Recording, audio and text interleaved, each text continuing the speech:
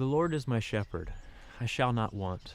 He makes me lie down in green pastures. He leads me beside still waters.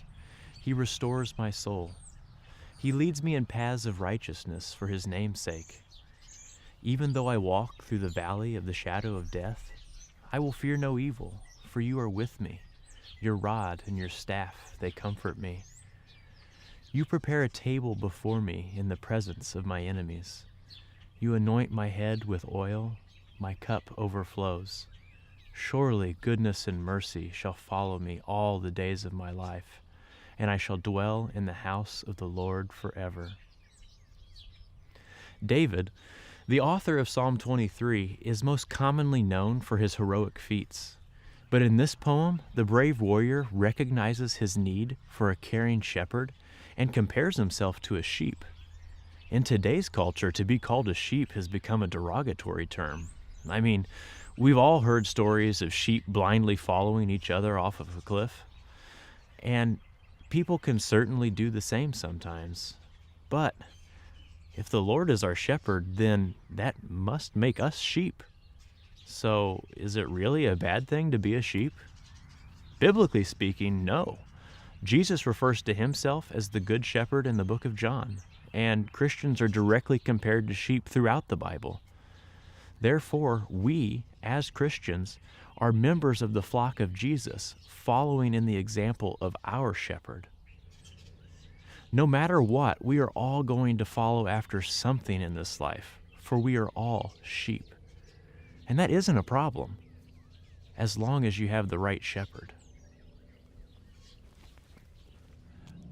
So we've had sheep for approximately 28 years, I suppose now. When I was growing up, we showed at the county level and state level and even national level cattle. And cattle, to my kids, to my oldest kid in particular, were big and bad and scary animals.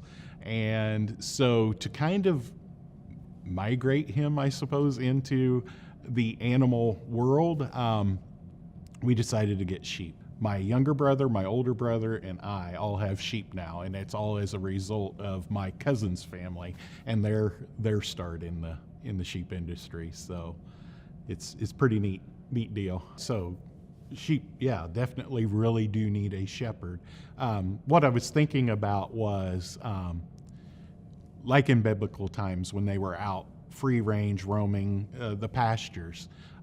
There was a bunch of predators out there. I've had friends that even in today's modern times, with the modern, barns and things to keep them safe, they've had dogs get into their flock.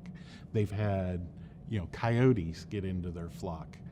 There's people that have llamas now to protect their sheep because of the predators that are out there. So in biblical times, obviously a shepherd was very, very important from the protection aspect of it, to protect them from those things that might be out there. As shepherds, basically we are taking care, we have to do everything for that animal. I mean, they really aren't able to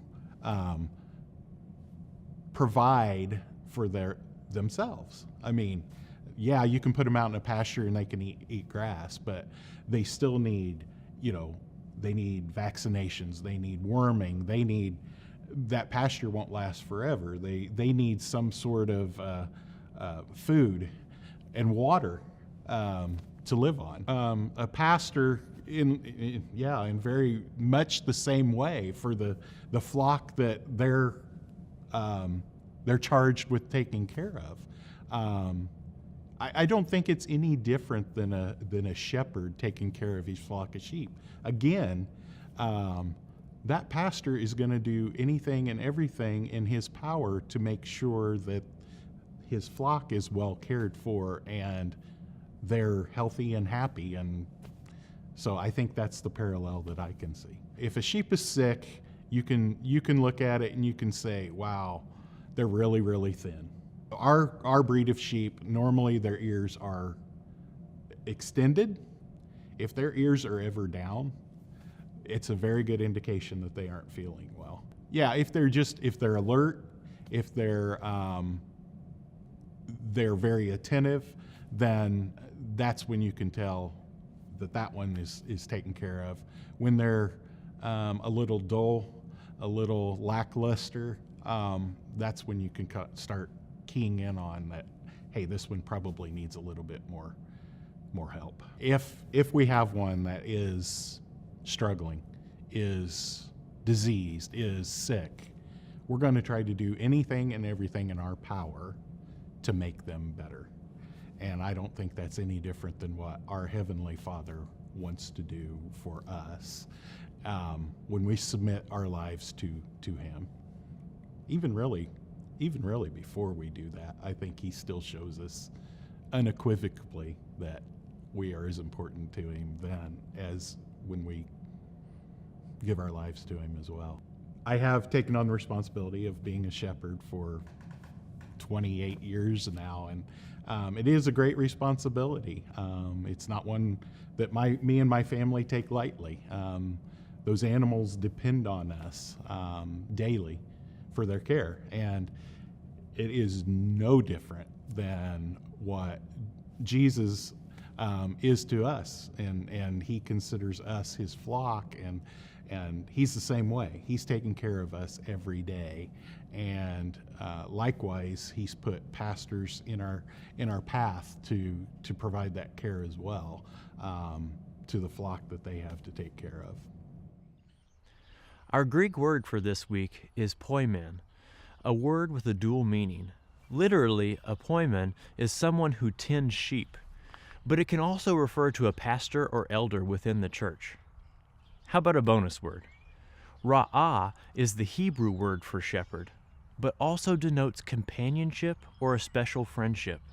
When we couple these meanings together, a beautiful picture of shepherding emerges.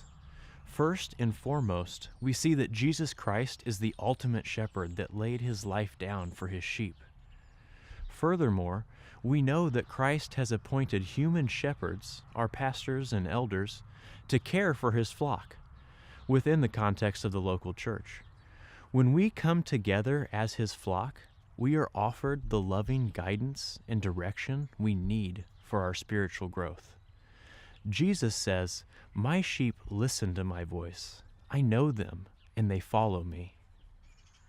Jesus is the head of the church, and He wants us to come join His flock. He wants us to come and joyfully receive the care and guidance and friendship provided by our church elders. The question that remains is, are we willing to be shepherded?